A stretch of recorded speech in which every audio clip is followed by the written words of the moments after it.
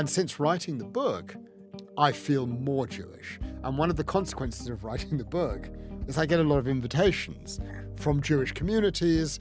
And whilst I might have resisted that 10 years ago, I now feel more comfortable embracing that. Of course, I'll come and do a sermon in a synagogue. I mean, I'd never done such a thing. Hello and welcome to Confessions. I'm Giles Fraser. This is the podcast where I'm joined by a distinguished guest in an attempt to find out what makes them tick. I'm going to try and drill down into their core beliefs to understand better who they are and what they're on about. So I'm delighted to welcome here today Phillip Sands, international lawyer, academic, lover of the theatre, president of Penn at the moment, is that right? English Penn only. English Penn. I was in Edinburgh recently and I was announced as the president of Penn.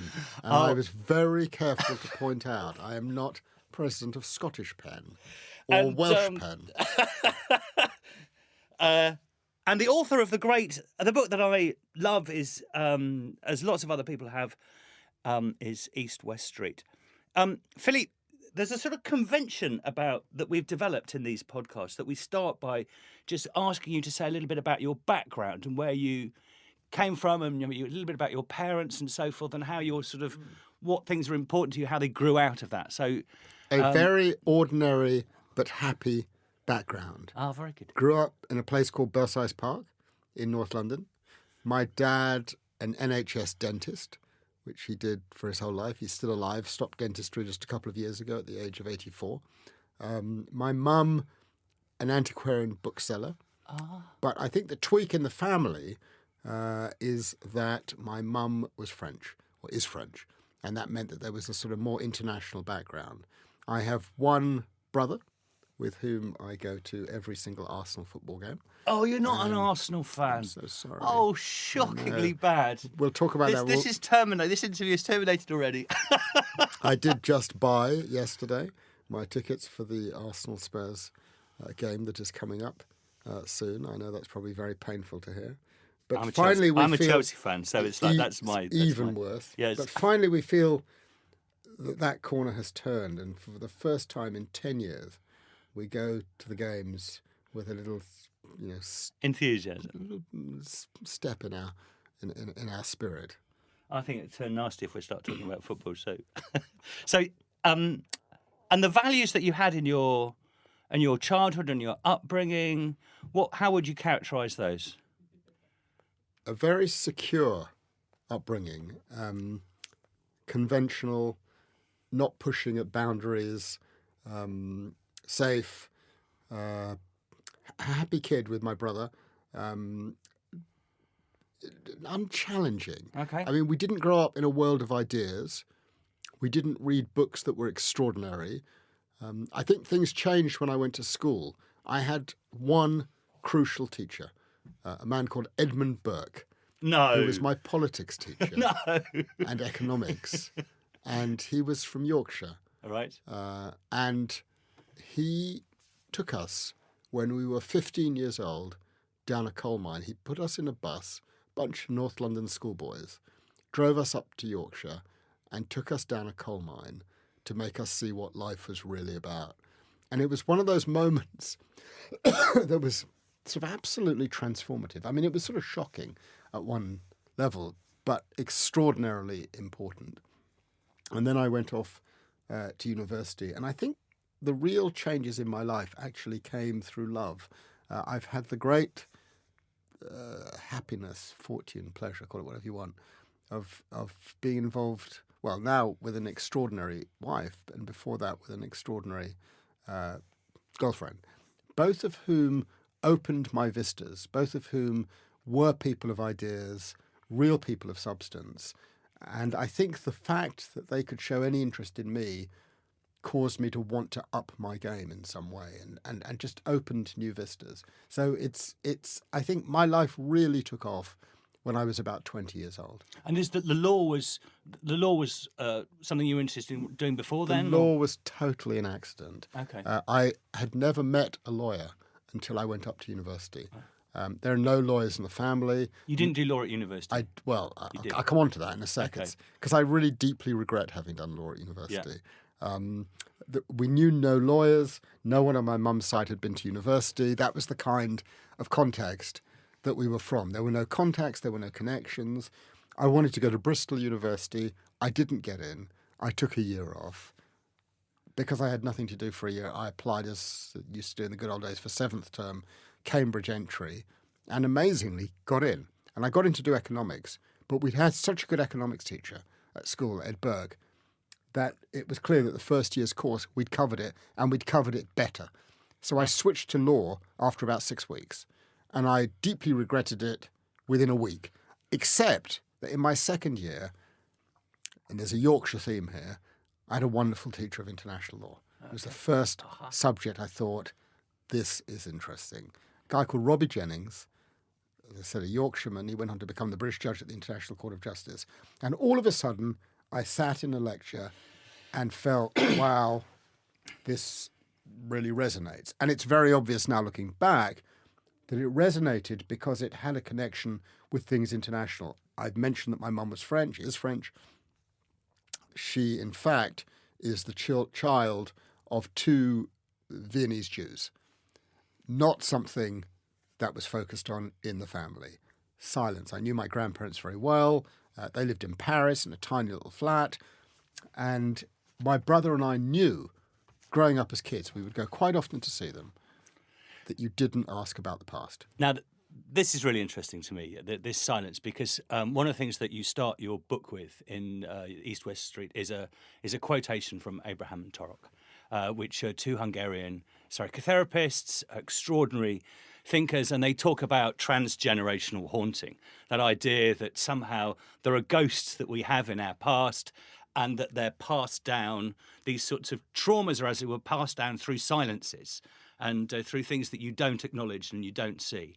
And that resonates very much with me and my past. And you've sort of written a book out of it, really, haven't you? I have absolutely written a book out of it, although I didn't realise that's what I was doing at the time. East West Street is an accidental book. I can take no credit for having identified something I was going to explore. I fell into it by accident, which of course raises the question, how did it happen?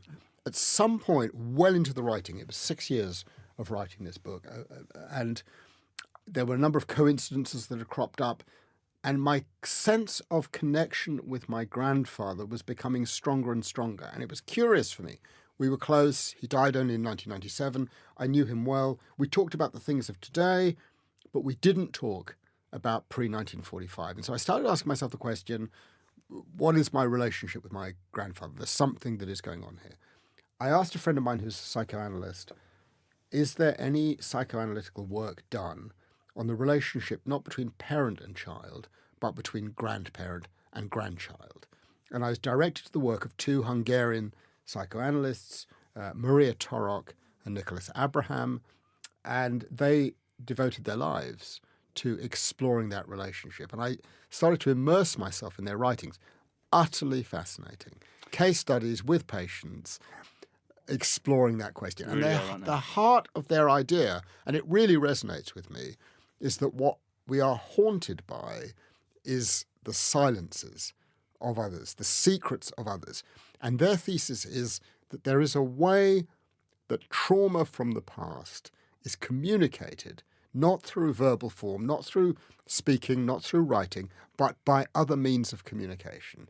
And things get passed on not to the next generation, but to the next generation but one. And I found that completely fascinating. And to that extent, East West Street is a sort of a ghost story.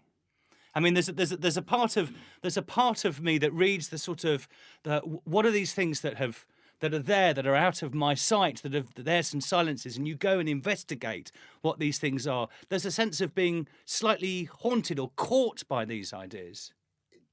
Ghost and haunted has a slightly negative attitude. Yes, I understand. I'd say touched by the past, informed by the past. So, for example, it's always maybe it's the barrister in me. I just always love giving examples, and maybe for listeners, that's a better way to explore.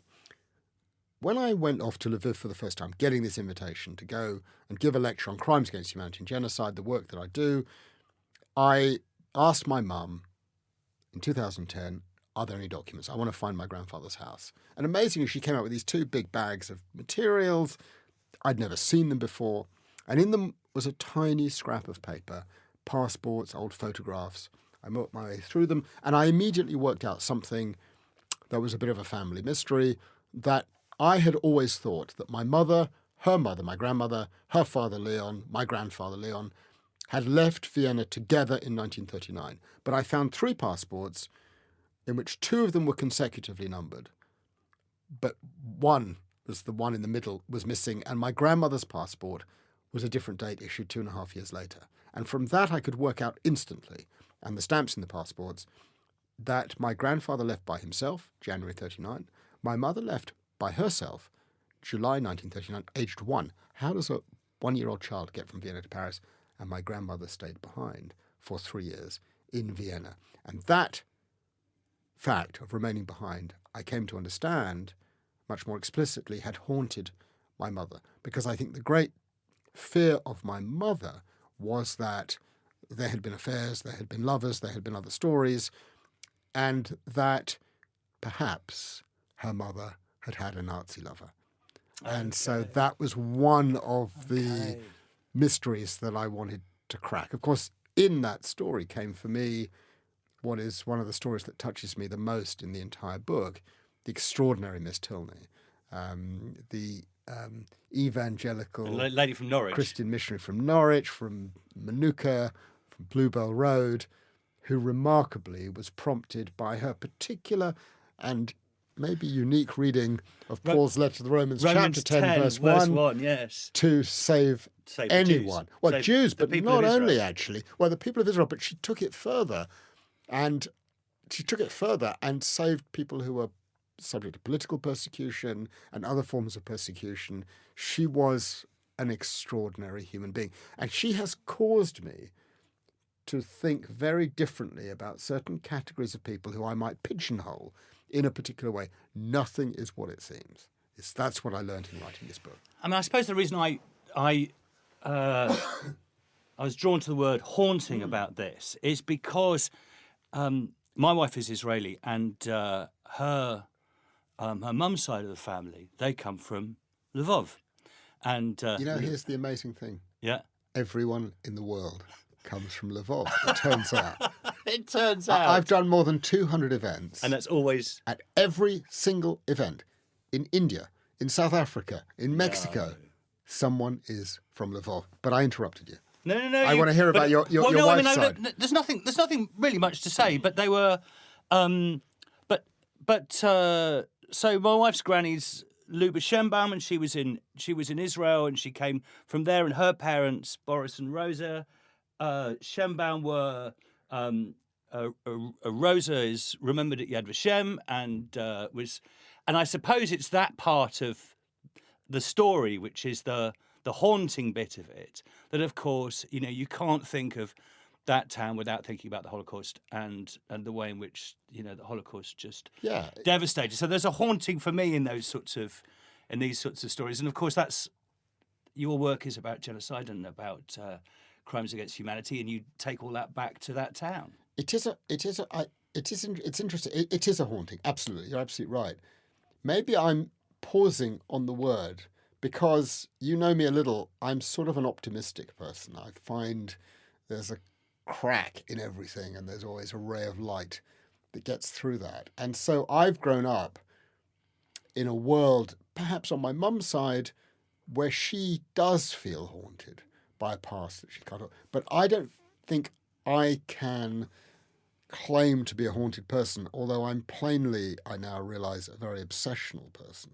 And for anyone in my household who is absolutely sick to death of bloody Lviv, Lvov, Lemberg, where we're now approaching 10 years of immersion in the life of a city, it is perhaps a bit much. So maybe I have to argue against myself and recognise that in some way I am indeed haunted by my own story. I think it would be good for people listening to this, if they haven't read the book, just to hear just a little bit about these two extraordinary, well, there's more than two, but there's two central lawyer characters who both come from this town, both who invent very different ways of thinking about international justice, I guess. And you have a particular connection with them. So you couldn't invent it. I get an invitation to give a lecture on the work I do, the cases that I do on crimes against humanity and genocide. Pause for a moment. Crimes against humanity is basically about protecting individuals. Genocide is about protecting groups, and that's a central theme, a sort of binary theme that runs through the book, the individual and the group. I start doing the research in the summer of 2010, and lo and behold, I discover that the man who put the concept of crimes against humanity into international law in the summer of 1945, working with Robert Jackson, the American prosecutor at Nuremberg, Professor Hersch Lauterpacht of Cambridge University, came from Lvov, came from Lemberg, came from Lviv, studied at the law school that had invited me to give the lecture, and the folks who invited me didn't know it. I thought, that's astonishing. Really? They didn't know it. It was astonishing. And so I carry on with the research, and then I discover that the man who invented the concept of genocide, Raphael Lemkin, also spent time in Lvov, also studied at the same law school, not at the same time as Lauterpacht, and the folks who invited me were unaware. So I arrive in Lviv in October 2010, accompanied by my mother, my aunt, and my then 15-year-old son. And I'm sort of an arriving hero. They've asked me to give a lecture about crimes against humanity and genocide, and it started in the city of Lviv. And then the connections become even more remarkable. You alluded to my relationship with one of the two men. It's Lauterpacht. Lauterpacht had one son called Eli, who was my first teacher of international law at Cambridge University, along with Robbie Jennings, the Yorkshireman. And Lauterpacht became my mentor. Lauterpacht got me my first job as a research fellow in Cambridge in '84. Lauterpacht was the one who persuaded me to go to the bar. And then we worked together for 30 years. But it was only in 2015 that I discovered through the research on East West Street that his father was born actually in a small town called Zhulkiev, 25 kilometers to the north of Lviv, on a street called Lemberger Straße. And that street was described by the writer Joseph Roth as East-West Street. And then I discovered that my great-grandmother was born not only in the same area, not only in the same town, but on the very same street. So how do you explain that? How do you explain that I end up 100 years later working with the descendant of someone from the very same street? My wife says it's a total coincidence. I think there's some other sort of force or communication at play. It's extraordinary, isn't it? I mean, it really is extraordinary. Those levels of But are you coincidence, or there's something else at play? Oh, I think there's something psychoanalytic at play. I mean, the way in which we repeat patterns, and that's why I think the Abraham and Torok thing has some sort of power for me. That somehow we're not just. It's not just that we're haunted by things that are not said, but as it were, there are the things that are not said have a way of shaping us in ways that we don't appreciate. And taking that further, so when I first met Lauterpacht, the son, at Cambridge in 1982, I was 21 years old. He meets me in his classroom. I'm just one of 40 kids in his classroom. There'll then be an end-of-year cocktail party or something. A couple of years later, he writes to me. I'm in America, living with a girlfriend in Harvard Square. And he writes to me and says, I'm setting up a research centre for international law. Would you be interested in applying for a position there? So I'm curious, what caused him to write to me? He would have written to others, but he reached out. I ended up getting the job, and I become an international lawyer because of that letter sent by Eli Lauterpacht in the spring of 1984. I'm curious to understand the process by which he wrote that letter. What is below the surface that causes that to happen? I'm trying to write a book at the moment that has, I mean, in the very broadest possible sense, parallels with not about law, it's about theology, but has parallels in the way in which it runs a sort of personal narrative and a sort of a sort of quasi-academic narrative alongside each other. And for me, it started... You'll find it very difficult to do the two stories. It's very, very difficult. I'm finding it's taken me a long, long time to do. And it's, but it started it was after the Occupy movement, and I didn't know my life. I didn't know where I was, and I was told to go up and look at the job as to go and be the Dean of Liverpool. And I went up there early. I thought, I don't want to go outside London. I don't want to go to Liverpool. There's nothing. I didn't really want the job, but I needed a job. So I went up there and I stood outside the station and I was like, I don't know anybody in this town. And they just vaguely remembered that I had one small connection, which was that my great uncle was the rabbi of the Princes Road Synagogue, which was right next to Liverpool Cathedral that I'd been asked to go and interview the job for. So I thought, well, I've got a bit of time. So I went up there, banged on the door. Extraordinarily, the caretaker let me in. And Still a functioning synagogue. Still a functioning synagogue, extraordinarily beautiful synagogue. And I go in there and I said, look, you may not know this, but Rabbi Friedeberg, we changed the name from Friedeberg to Fraser. Rabbi Friedeberg used to be here. At 41 years, he was this. He said, of course, come and see. And there was a great big oil painting of him on the wall. And I had, so this is the real thing that I couldn't really understand. So in all the time since the Occupy thing, which churned my life upside down, I'd been quite sort of together about it. And I saw that painting and I totally lost it. And I sat on the street and I cried and I cried and I cried. It's absolutely everything came out. And I was thinking to myself, what is it about this that actually, brought all that stuff out? And it was about Jewish identity and about how that had been lost and, converting to Anglicanism, what happened to it and so forth. So that was my ghost. This was my ghost. And the way in which I was sort of like, I don't know what happened. What I'm interested in is what happens in the human mind or the human spirit. You take the train up to Liverpool, you arrive, you've got a moment to kill. What is it that made you go and find the place? There's no answer. There's no answer. There's no answer. It's how those... I was having a coffee shop thinking, I'm a bit bored, what shall I do? Oh, maybe I'll do this. It's how those neurons cut in. Yeah. What is it that makes one do that? What is it that made me open certain doors that led me then into certain directions? It's beyond our pay grade to be able to answer those questions. But my sense is there's something else that is at play that causes those decisions to be taken and those doors to be opened. And once the door is opened, you find yourself in a space with 3 or 4 more doors, and you have to open each one of those doors. Exactly right. And with your book, the only advice I would give is take your time. I had the benefit of a fantastic editor in New York, a woman called Vicky Wilson. And she just said, I did 4 drafts of this book of 150,000 words each. Oh, yeah. After the first draft, I thought it was done. She said, no, it's not quite ready yet. It's like a good cake. It needs to cook properly. I said, okay, what do we do next? She said, I'll give you some comments. It'll take another year. After a year, I sent it off. I thought, we're there. She said, no, I think it needs more time in the oven. Another year.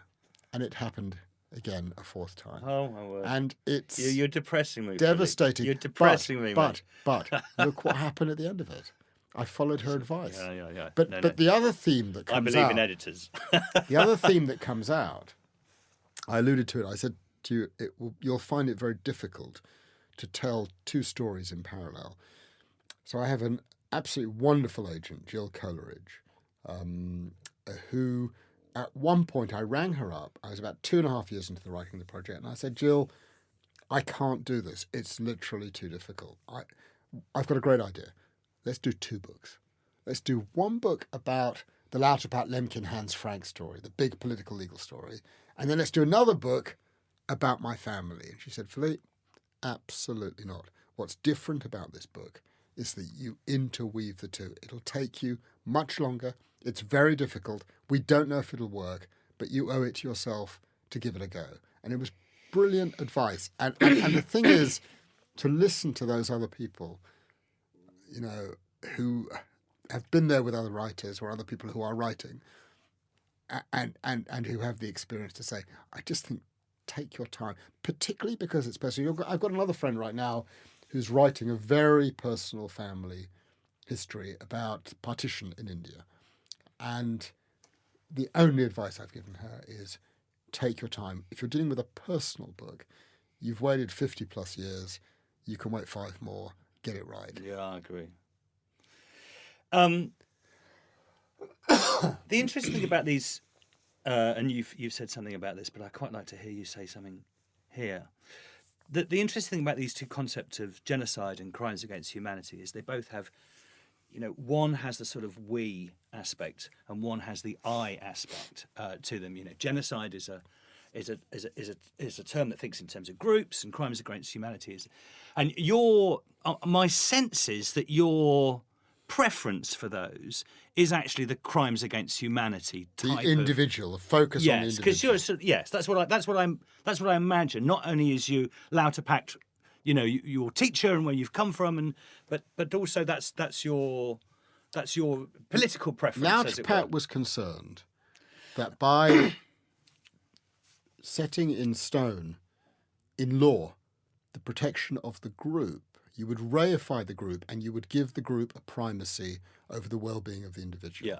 And his fear was that the tyranny of the state, which is what his work on human rights and crimes against humanity was addressing, would be replaced by the tyranny of groups. And I sort of think, in part, we are where we are today because of, in modern identity politics, this sense of group identity. So intellectually, absolutely, you're absolutely right, you've read it correctly, I'm with Lauterpacht. Until right at the end of the book, I find myself at a mass grave in a small town that I mentioned earlier, Żółkiew, where Lauterpacht was born, where my great-grandmother was born, where my grandfather spent his summers. And I'm at a mass grave, unmarked, 3,500 bodies still there today, family of Lauterpacht, family of my grandfather. And I feel this sense of connection and this sense of kinship, and I'm unable to resist it. The instinctual sense overcomes the intellectual sense. And I end the book with a sense of understanding towards what Lemkin was trying to do, to recognize the reality that if people get killed in vast and horrible numbers, it is not because of what they have done individually. It is because they are a member at a moment in time of a particular group. But of course, I can claim nothing for originality about this idea. You'll have recognized that bit in the book where I stumble accidentally across the magical moment where I learn that Herschel Lauterpacht, in the summer of 1946, writes to his son, he's learnt that his entire family has perished, apart from his niece Inka, who I meet later in Paris. And he's prosecuting, he discovers, the man who has killed his family. You couldn't invent it. And he writes to his son Elie and he says, it's very difficult. I get through the day by listening to music, Johann Sebastian Bach and the Matthew Passion. And at the very same moment, I discover that the man he's prosecuting, Hans Frank, tells the US Army psychologist Gustav Gilbert, I realise the enormity of what's happened. The only way I get through the day is to imagine, because he can't listen to music, he has to imagine he's listening to music, that I'm listening to Bach and the Matthew Passion. So I thought, what is it with the Matthew Passion? What can that be about? How do you explain that? So I immersed myself, in the writings of John Eliot Gardner and other. I just read everything I could find about the Matthew Passion. And I learned that the Matthew Passion is, in essence, the same story as Lauterpacht and Lemkin. At its heart is the struggle between the individual and the group. The choruses in the Matthew Passion are sung as ich in the singular, not as wir, we.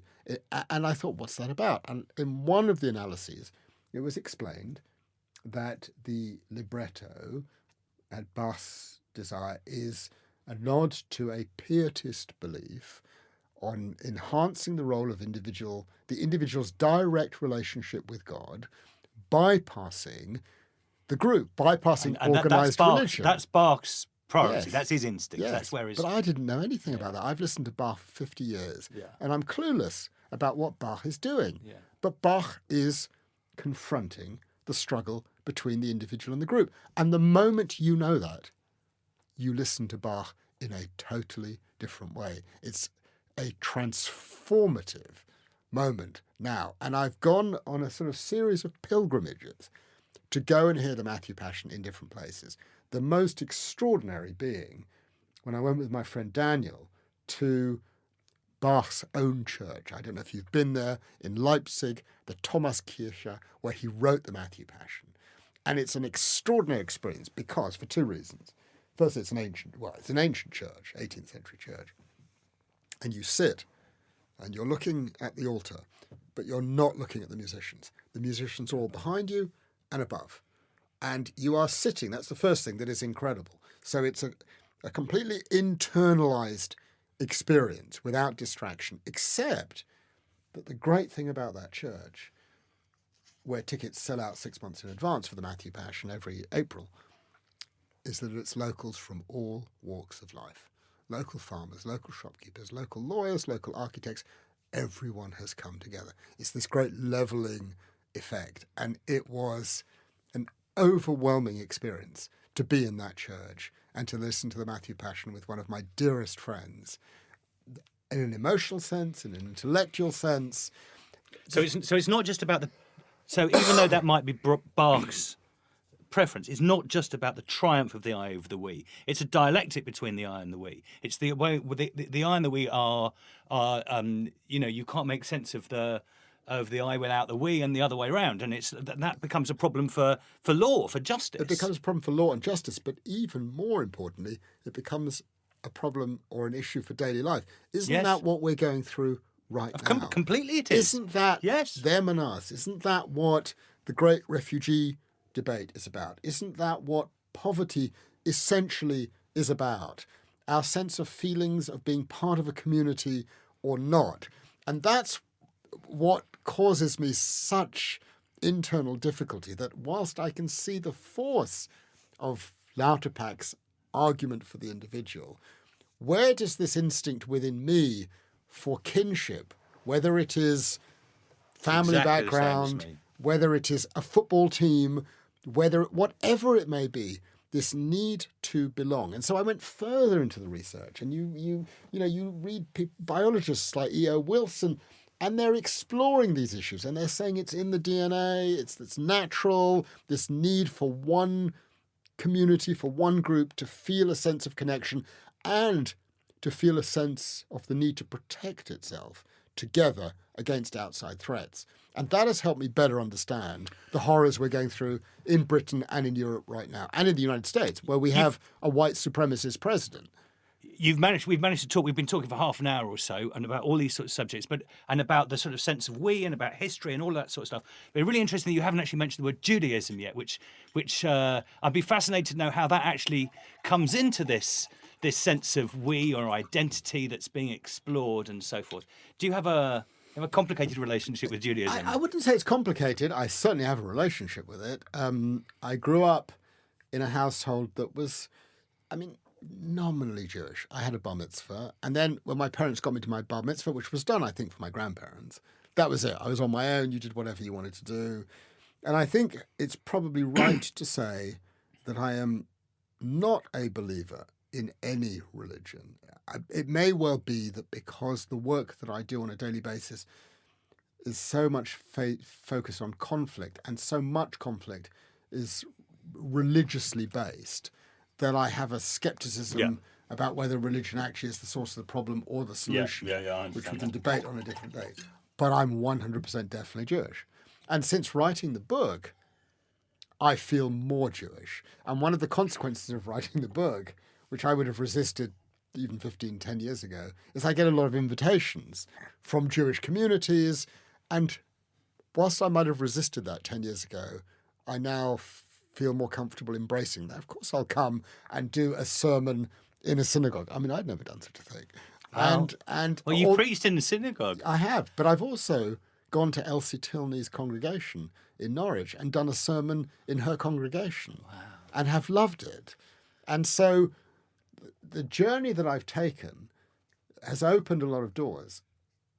There are a number of people I've come into contact with who are trying to encourage me to join their synagogue. Okay. And I find I have an internal resistance, because the act of joining an organised community would be to deny my essential sense of individual character. And I've been thinking about this a lot. The closest I have come was actually a month ago when I went to Montreal. I am a great fan of Leonard Cohen's. I'm a Leonard obsessive. And I was invited to Montreal to give a couple of lectures at the university and at a community centre. And I thought, I'm going to get in touch with the guy who's the cantor at Leonard's Synagogue, a guy called Gideon Zellermeyer, who's just won an Emmy because he sings on the last Leonard Cohen album called You Want It Darker. I don't know whether we can play an extract of that. But cantor Gideon Zellermeyer sings on that and wins with Leonard Cohen, although he gets it posthumously, sadly, an Emmy. And I just wrote to him out of the blue and just said, I love your music. Can I just come and pay homage to you? And he wrote back, a lovely American guy. Absolutely, come and visit me, come and hang out. We ended up spending 3 hours together. He's a fantastic guy.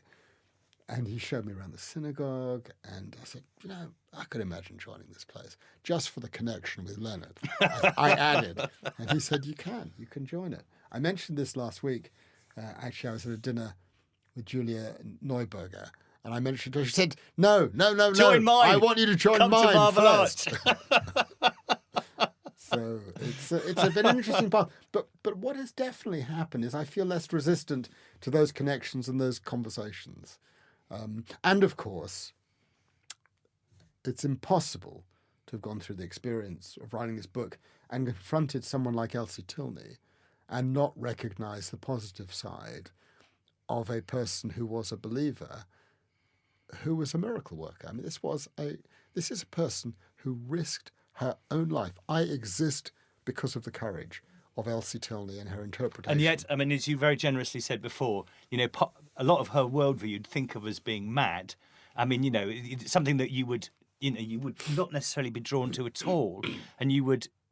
You could have easily disparaged such people, and actually, totally different. My attitude has totally changed. That nothing is what you don't judge a book by its cover. I've learned the significance of that.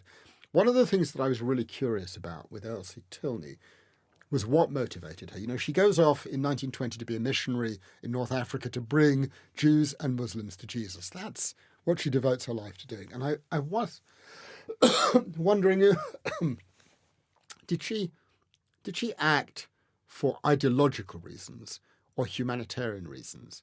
And I don't know why that question, it didn't bother me, but it was there. It's like I was curious. So I wanted to find someone who could help me about that. And the only person I knew who had an evangelical in their family was the great writer Jeanette Winterson. Oh, yeah, of course. So I got in touch with Jeanette and I said, can I spend an afternoon with you? Can you help me understand what was going on here? And we had a fantastic afternoon together. And I think drawing on her own experience, she went through Elsie Tilney's writings, her diaries, the letters. And she said, no, it doesn't matter what motivated her, but this is a person motivated predominantly by humanity. Yeah. This was not about bringing your mum to Jesus. If that happened, that would be a great bonus. Sometimes it's really difficult to know where the lines are drawn on these sorts of issues. We say, is it humanitarian or is it ideological, religious? But actually, I think for people like this, the humanitarian religious is the way in which they express their humanitarian care. Yeah. So it's very difficult to make a distinction between them, isn't it? I wonder why it mattered to me to find out. I wonder why I couldn't. Well, because we're quite phobic about religion, so that's part of it, isn't it? I mean, there's that phobia particularly about evangelical religion, about conversion, about all of those things, which we're quite allergic to. Because it doesn't matter why she did what she did. Does it matter why she did what she did? I don't think it does matter why. She basically risked her life. Well, it was an act of love, whatever she did. I mean, it feels to me like it's an act of love and compassion. And courage. I mean, she risked her life. Yeah. And she continued. I couldn't, as you know from the book, once I'd opened the door on Elsie Tilney, I could have stopped once I knew what happened after 39, but I couldn't stop myself. And you sort of carry on with the story and find this amazing woman who ends up incarcerated for 4.5 years by the Germans in Stalag 127, and who then saves more people by hiding them in a cupboard in her room for 6 months at personal risk of death. I mean, these are incredible people. I feel I'm probably just coming at things from the opposite direction to you, but actually end up in a very similar place, which is to say, whereas your sympathies are with the sort of I, but then they sort of get drawn into the we. Mine are sort of quite. You start with the we. I do quite start Why with is the that? we. Why do you I'm think a that sort is? of like that. I sort of have a romantic sense of solidarity and But sort of who community. is the we for you? Yes, That's well, the big there's lots question. of different overlapping we's. So I have a much more positive estimation of the nation state. It's why I'm a leaver of the European Union. There's all these sorts of things about a sense of, some sense of the we. There's a whole load of different overlapping ones, but we're all hybrids of them. But I also feel the pull of all the sorts of things. I mean, I am ambivalent about it, but I still feel the pull of all the sorts of things that liberal individualism has LGBT rights, all sorts of things, lots and lots of things like that. But I feel ambivalent, but in a. But isn't the right thing at the end of the day simply that we recognise it's an issue and that we reflect on it? There isn't a right or wrong answer. I think it's hard to. And one, you'd never impose a solution. It's a deeply personal thing, and you'd never impose on anyone else to go one way or the other. The most you would ask for is that there is a decent process of reflection, and that anyone who's reflected about it and then ended up in a particular place, that's now good enough for me. Whether you go that way, whether you go the Lauterbach way, the Lemkin way, the Bach way, or another way, that's a deeply personal matter. So I understand how that works out in personal terms, and as you say, I get that. But how does it work out? So with your academic legal hat on, how does it work out to have two different, as it were, species of law? Maybe that's not the right way of putting it, but they certainly come out of two very different sort of ideological perspectives. How do they work alongside each other? There must be a point at which there's a struggle. There's a constant tension. So there is, for example, a convention on the prohibition and punishment of genocide. There is no convention on the prevention and punishment of crimes against humanity. It's being negotiated now 70 years after the Genocide Convention. And what's happened is... But crimes against humanity came first, didn't it? It came first. It did better at Nuremberg. No mention of genocide in the Nuremberg judgment. Yeah. And then Lemkin, instead of going weeping in a corner when he loses the genocide crimes against humanity battle, devotes the next 3 years of his life to negotiating a genocide convention and succeeds. And we are coming up to the moment of the 70th anniversary. 9th of December 1948, the Universal Declaration on Human Rights, Individual Rights, is signed in Paris at the Palais de Chaillot. 10th of December 1948, the next day. Sorry, I've got it the wrong way around. The Genocide Convention came first. The Universal Declaration of Human Rights came second. But they're on adjacent days. Adjacent days. On the 10th of December 1948, in Paris at the Palais de Chaillot, will be an anniversary, or is an anniversary, celebrating the 70th year of the two instruments, the two ideas, the individual and the group. They live side by side in struggle. But what has to be said is that in the scheme of things, and I've reflected on why this is, genocide has gone to the top of the pile. There's no question. If you speak to prosecutors at international criminal tribunals, they will tell you that victims want the crime that has been perpetrated against them to be characterised as genocide. Crimes against humanity is not enough. War crimes is not enough. Somehow, in public consciousness, genocide is the crime of crimes. And I've asked myself the question, why is that? Is it because we have more of a connection with the idea of the group? Or is it much more mundane? Is it simply that the word has more genocide rhetorical power? Yeah. Conjures up an image of horror in a way that crimes against humanity is a legal, technical...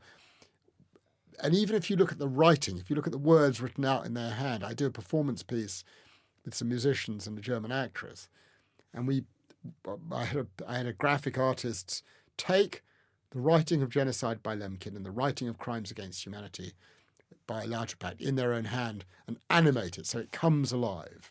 And we're doing it next, I think, at the Purcell Room next year. When you see it on a huge screen, at every performance we've done it at, people will come up to me afterwards and say, seeing the handwriting bring those words, those terms alive is a remarkable thing. And seeing the word genocide in Lemkin's own hand touches people Were they very deeply. different personalities Totally as well? different personalities. Totally different. I mean, Lemkin was a sort of an obsessive, basically a pain in the arse, drove everyone crazy, a complete loner, unable to work in teams, the total opposite of an establishment figure. Lauterpacht arrives in England. Okay, my enduring image of Lauterpacht is someone noticed that on a very rainy day at Trinity College in Cambridge, he was to be observed walking across the grass in one of the famous squares on the grass in the pouring rain on tiptoes. Why on tiptoes? He's protecting his shoes from the rain, but just in case anyone's watching, he wants to be seen that he has a status which allows him to walk across the grass. And my God! No, I know. Instead of what doing any comfortable person would do, which is to stick to the path and the paving stones and walk. But because around. he's a Don, he's allowed to walk on the grass, so he wants to He's a Don, but he's a Don from Lviv, and he's a Jew, and he's an outsider, and it's a way, I think, of signalling I need to be treated with respect. And they were both outsiders. One loved the establishment, Lauterpacht. One detested it, Lemkin. I think Lauterpacht is the more compelling intellectual figure. But if I had to choose to have dinner with one or the other, it would be Lemkin. Lemkin would be very entertaining. And when it comes to, just finally, when it comes to the success of these two forms of law, you were a prosecutor as a lawyer as well. I mean, is that right? I mean, I do cases. I mean, I'm not a criminal prosecution, but I've helped prosecute cases. Right. But I wouldn't call myself a prosecutor. So what I really want to know is when you look, I don't know, I haven't quite got the question very well formed in my head, but when you look at all of these sort of like horrors from Rwanda to all of the. Which has been the more successful, can you say, form of prosecution? I look at it in different terms. Okay. I haven't got the question right. I know that. Here's how I look at it. 1945 was an absolutely revolutionary moment. Until that moment, as a matter of international law, the state had absolute control and sovereignty over human beings within its territory. If they wanted to kill half their population, international law shrugged its shoulders and said, fine, it's not a matter for us. They're your people, do what you want with them. In 1945 came along these two guys, and others, because they weren't alone, who said, no, those days are over. Absolute sovereignty is over. The idea of the omnipowerful sovereign state, and I take the opposite view from you. For me, the state is a source of great danger. Yeah. Those days are over. There are limits imposed not just by domestic law, but by international law. And international says you can't kill the individual, they have minimum rights, and you can't destroy the group, they have rights as a group. And from that grows economic limitations and human rights limitations and other limitations. In the scheme of the history of humanity, those limits have existed for only 70 years. That is a tiny, tiny moment. And it's a long game. When I tell a professor of English legal history what I do, he'll say to me, yes, we had cases like that in English legal history in about 1427. We're in the medieval ages for international law, but it's a long game. The challenge right now is that things are happening which have as their aim the destruction of that 1945 moment. And for me, Brexit and Trump are about destroying the 1945 moment. And it's, for me, a very dangerous moment. And it is why, although history does not, in absolute terms, repeat itself, I think we are now witnessing a road which will take us possibly to a major conflagration in Europe. Though, of course, to stick up for the nation state a little in the terms that we've been talking about, there's one reaction to the end of Second World War, which is the nation state is a problem and needs the European Union is a part of that. Of course, there's another response, which is that the nation state is the solution, which is the establishment of the State of Israel, for which, of course, have saved many millions of Jews. Now, that may be... Well, it depends what your historical perspective is, but I mean, here's how I would react to both. And there's no, again, it's what we said before. There's no right or wrong answer to these things. Reasonable people can hold different views. This has been the first time in the history of the world that Europe has operated for 70 years without conflict.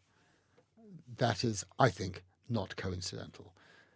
In relation to Israel, my great fear is that the existence of Israel will give rise to the very conditions that it was intended to address, namely the protection of Jewish people by the creation of a state. And of course, if you go back, as I describe in the book, to Poland in the 1920s, they're having exactly the same debates.